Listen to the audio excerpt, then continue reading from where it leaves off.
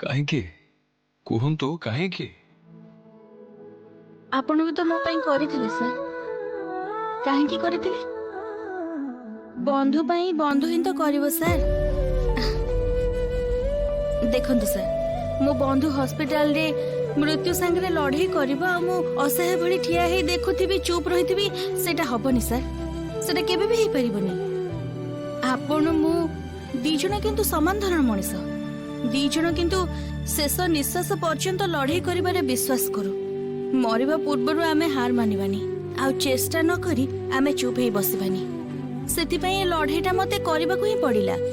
ଆପଣ ମୋ ପାଇଁ କରିଥିଲେ, ମୁଁ ବି ଆପଣଙ୍କ ପାଇଁ କଲି। ଆଉ ଆଜି ହୁଏତ ମୁଁ ଖୁସି ଆପଣ ଘରକୁ ଫେରି ଆସିଛନ୍ତି, ଏତିକିରେ ହିଁ ମୋର ଶାନ୍ତି। ଏଇ ଯୋଉ ଘର ଲୋକଙ୍କ ମୁହଁରେ ହସ ଦେଖୁଛି ନା, ୟା ପରେ ତ ମୁଁ ଚିନ୍ତା ଶୂନ୍ୟ ହିଁ ଶୋଇପାରିବି। ତେଣୁ ଆଉ ଏସବୁ ବିଷୟରେ କଥା ବଢ଼େଇ ଲାଭ ନାହିଁ ସାର୍। ଆପଣ ସୁସ୍ଥ ରୁହନ୍ତୁ, ଭଲରେ ରୁହନ୍ତୁ, ମୋର ଏତିକି ହିଁ ଇଚ୍ଛା। ଏବେ ମୁଁ ଆସୁଛି ସାର୍, ନହେଲେ ନା ଅଟୋ ଆଉ ପାଇବିନି। ଆସୁଛି ସାର୍। ତୁ କୁଆଡେ ଯିବୁନି ଶ୍ୟାମଳୀ।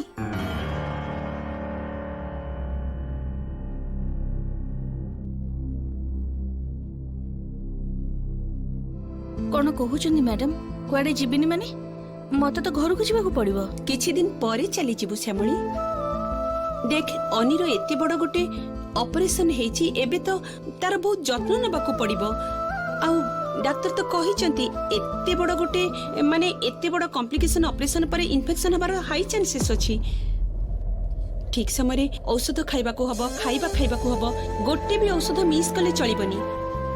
ଆଉ ମୋ ପୁଅକୁ ତ ତୁ ବହୁତ ଭଲ ଭାବେ ଚିହ୍ନିଛୁ।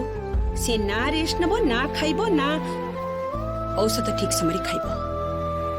ନା ଶ୍ୟାମଳୀ, ମୁଁ ଜମା ରିକ୍ସ ନେଇପାରିବିନି।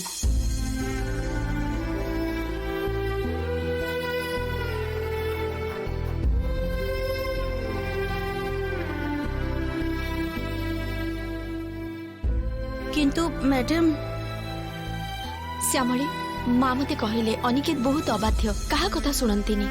ଶୁଣ ନା, ପ୍ଲିଜ ଯାଅନି, ରହିଯାଅ। କିନ୍ତୁ ଅନନ୍ୟା, ଶ୍ୟାମଳୀ। ମୁଁ ଏଠି କଣ ହେଇଛି? ଥାନାରୁ ଗୋଟେ ସାଂଘାତିକ ଖବର ପାଇଲି। କି ଖବର? ଅନନ୍ୟା ମ୍ୟାଡମଙ୍କ ଗାଡିର ବ୍ରେକଟା କାଟି ଦିଆଯାଇଥିଲା।